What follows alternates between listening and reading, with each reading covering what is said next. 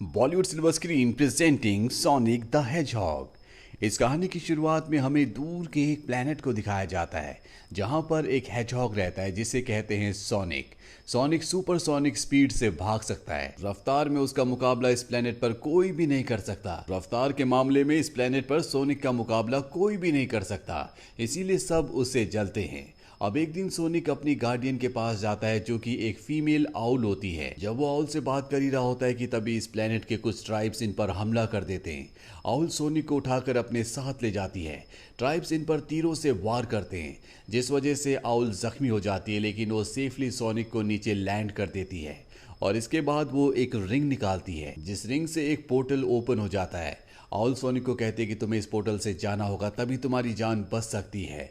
और वो उसे एक और रिंग देती है ताकि जरूरत पड़ने पर वो पोर्टल खोलकर वापस इस दुनिया में या किसी भी दुनिया में जा सके। और अब सोनिक उस पोर्टल से निकल जाता है और आउल इसी जगह रह जाती है ताकि ट्राइब्स पोर्टल के जरिए उस दुनिया में जहां पर सोनिक गया है उसके पीछे ना जाएं। सोनिक को दिखाया जाता है जो अर्थ पर आया होता है, यानी कि हमारी दुनिया धरती पर। अब 10 साल बाद का वक्त दिखाया जाता है। सोनिक 10 सालों से अर्थ पर है। वो ग्रीन हिल्स में रहता है। दरअसल उसने यहाँ पर अपनी एक गुफा बना रखी है जहाँ पर उसकी ज़रूरत का सारा सामान है और पिछले 10 सालों से वो यहाँ पर इंसानों की नज़रों से बचकर रह रहा है।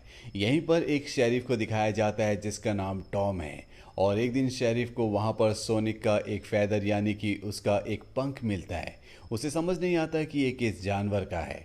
दरअसल टॉम यहाँ पर अपनी पत्नी के साथ रहता है और सोनिक उसे बहुत पसंद करता है क्योंकि वो जानवरों से बहुत ज़्यादा प्यार करता है। जब भी टॉम और उसकी पत्नी घर पर नहीं होते तो सोनिक हमेशा इनके घर के अंदर आ जाता। वो टॉम की बहुत सारी चीज़ों को इस्तेमाल करता और अब टॉम को एक दिन हाई डिपार्टमेंट से एक लेटर आता है। उसे बताया जाता है कि उसका ट्रांसफ़र यहाँ से सैन फ्रांसिस्को कर दिया गया है।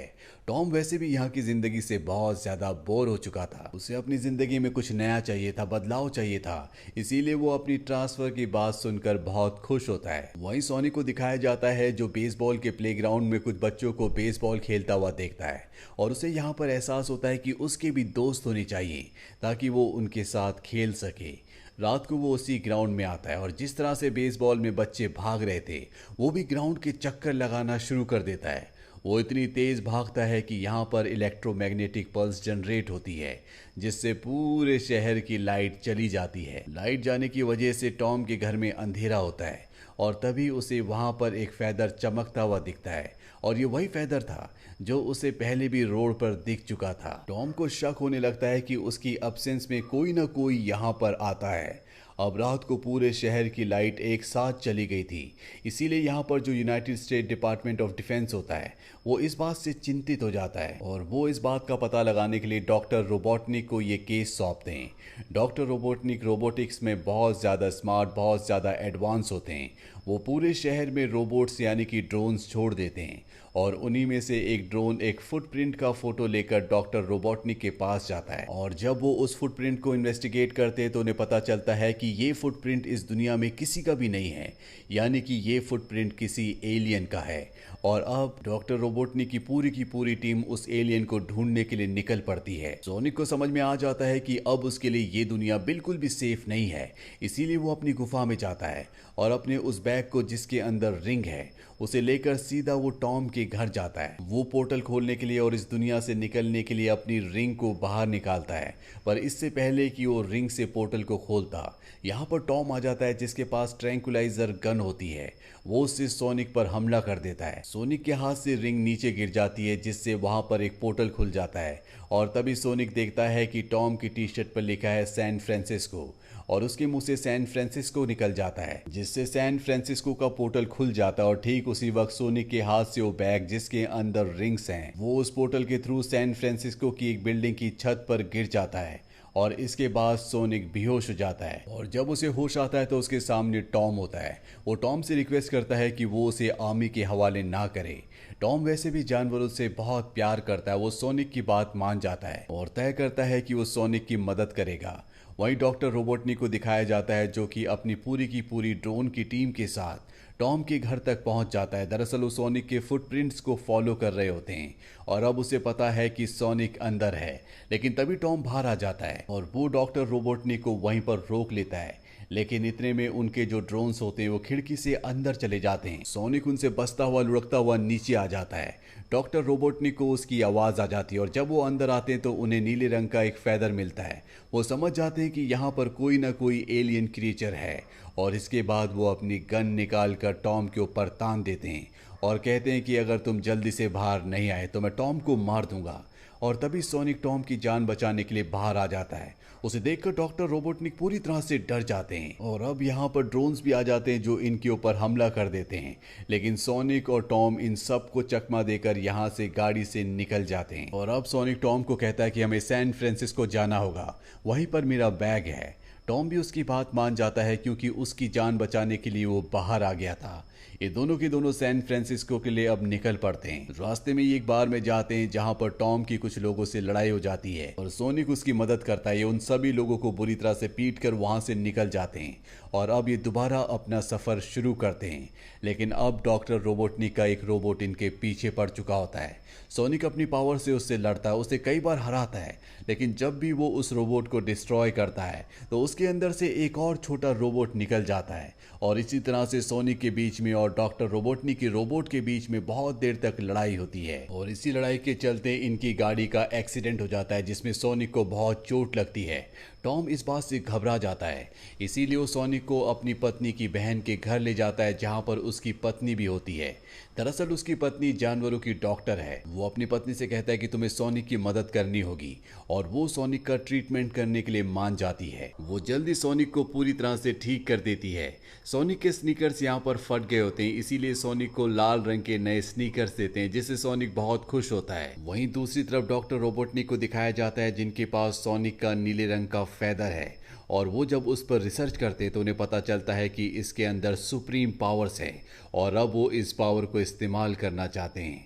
सोनिक जो पूरी तरह से ठीक हो चुका है वो टॉम और उसकी वाइफ के साथ उस बिल्डिंग के बाहर पहुंच जाता है जिस बिल्डिंग की छत पर उसका रिंग वाला बैग है। टॉम यहाँ पर रिसेप्शन पर जाता है और अपना पुलिस का आइडेंटिटी कार्ड दिखाता है और कहता है कि मुझे इन्वेस्टिगेशन करने के लिए छत पर जाना है और वो बैग के अंदर सोनिक को लेकर छत पर पहुंच जाता है जहां पर सोनिक को उसका वो रिंग वाला बैग मिल जाता है। सोनिक अब टॉम और उसकी वाइफ को कहता है कि मुझे अपनी दुनिया में अब वापस जाना होगा।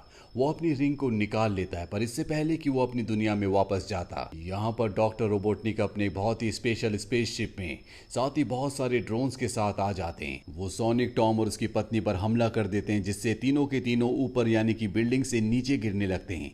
सोनिक के हाथ से उसकी रिंग भी छूट जाती है पर किसी तरह से वो रिंग को पकड़कर एक बार फिर से पोर्टल खोलता है और उस पोर्टल के जरिए वो टॉम और उसकी पत्नी को वापस उनकी जगह यानी कि ग्रीन हिल्स भेज देता है। और अब सोनिक यहाँ पर डॉक्टर रोबोटनिक के सामने है। सोनिक अपनी सोनिक की स्पीड से भागना शुरू करता है जिस स्पीड को कोई भी चेज नहीं कर सकता। लेकिन डॉक्टर रोबोटनिक जिस फ्लाइंग ऑब्जेक्ट पर होते हैं उसकी स्पीड सोनिक की स्पीड के बिल्कुल बराबर होती है। सोनिक उससे बचने की बहुत कोशिश करता है लेकिन वो लगातार उसका पीछा कर रहे होते हैं। दरअसल इस फ्लाइंग ऑब्जेक्ट को डॉक्टर रोबोटनिक ने सोनिक के फैदर से बनाया होता है, इसीलिए इस फ्लाइंग ऑब्जेक्ट की जो स्पीड होती है वो बिल्कुल सोनिक के बराबर होती है। सोनिक अपनी जान बचाने के लिए एक के बाद एक अपनी रिंग से कई सारे पोर्टल्स खोलता है, उसके अंदर एंटर कर जाता है पर डॉक्टर रोबोटनिक का जो फ्लाइंग ऑब्जेक्ट है वो सोनिक का पीछा नहीं छोड़ता। सोनिक एक बार फिर से रिंग से पोर्टल खोलता है और वो मिस्र के पिरामिड के ऊपर पहुंच जाता है। वो पिरामिड के ऊपर लगातार भागता है, वहां पर एक पोर्टल खोलता है और इस पोर्टल से वो ग्रीन हिल्स पहुंच जाता है जहां पर टॉम और उसकी वाइफ है। सोनिक अब बुरी तरह से थक चुका है, दरअसल वो पूरी दुनिया का चक्कर लगा चुका है और वो वहीं पर गिर जाता है और तभी वहां पर टॉम और उसकी वाइफ आ जाते हैं, साथ ही टाउन के बहुत सारे लोग आ जाते हैं। साथ ही यहाँ पर डॉक्टर रोबोटनिक अपने फ्लाइंग ऑब्जेक्ट से पहुंच जाते हैं। वो सोनिक को पकड़कर उसके ऊपर कई सारे एक्सपेरिमेंट्स करना चाहते हैं लेकिन इससे पहले कि वो ऐसा करते टॉम सबको कहता है कि सोनिक उसका दोस्त है। साथ ही टाउन के जितने भी लोग यहाँ पर इकट्ठे हो चुके हैं वो सब के सब सोनिक की सपोर्ट में होते हैं। और अब सोनिक जब ये सुन चुका है कि टॉम ने उसे अपना दोस्त कहा है तो उसके अंदर उसकी पावर्स वापस आ जाती है और उसका फैदर यानी कि पंख जो कि डॉक्टर रोबोटनिक के पास होता है, जिस फैदर से उसके फ्लाइंग ऑब्जेक्ट को पावर मिल रही होती है, वो उस फैदर की पावर अपने पास वापस ले लेता है जिससे उसका फ्लाइंग ऑब्जेक्ट एक बार फिर से पहले की तरह नॉर्मल हो जाता है। इसके बाद सोनिक टॉम को इशारा करता है जिसके पास रिंग वाला बैग होता है और वो एक रिंग को फ्लाइंग ऑब्जेक्ट की तरफ फेंकता है और इसके बाद सोनिक अपनी पावर से उस फ्लाइंग ऑब्जेक्ट को रिंग से जो पोर्टल खुला होता है उसके अंदर फेंक देता है और अब ये फ्लाइंग ऑब्जेक्ट अर्थ से अब एक दूसरी दुनिया यानी कि दूसरे प्लेनेट में पहुंच चुका है। इसके बाद टॉम, जिसका सैन फ्रांसिस्को में ट्रांसफर हो चुका था, वो तय करता है कि वो अपना ट्रांसफर नहीं लेगा और अपनी पत्नी के साथ यहीं ग्रीन हिल्स में रहेगा और सोनिक भी उन्हीं के साथ रहेगा। सोनिक उनके साथ उनके घर पर रहना शुरू कर देता है और एक दिन यहाँ पर एक आर्मी ऑफिसर आते हैं और वो इन्हें बताते हैं कि सोनिक के जितने भी रिकॉर्ड्स थे उन्हें पूरी तरह से डिलीट कर दिया गया है, यानी कि अब उसके ऊपर कोई भी रिसर्च नहीं होगी। साथ ही डॉक्टर रोबोटनिक का नाम फाइल से हटा दिया गया है, यानी कि अब उनका भी कोई रिकॉर्ड नहीं है। 3 महीने बीत जाते हैं और हमें डॉक्टर रोबोटनिक को उस अनजान प्लेनेट पर दिखाया जाता है जिसके पास आज भी सोनिक का वो फेदर है और वो कहता है कि एक दिन वो अर्थ पर वापस ज़रूर जाएगा। और कुछ ही दिनों बाद अर्थ पर एक पोर्टल खुलता है जिसके अंदर से एक सुनहरी पूंछ वाली गिलहरी बाहर निकलती है जो यहाँ पर सोनिक के प्लेनेट से सोनिक को ही ढूंढने के लिए आई है। और इसी के साथ ये फिल्म, ये कहानी यहीं पर ख़त्म हो जाती है। ये फिल्म ईयर 2020 में रिलीज़ हुई थी। IMDb पर इसकी रेटिंग है 6.5। उम्मीद करते हैं कि ये कहानी आपको पसंद आई होगी।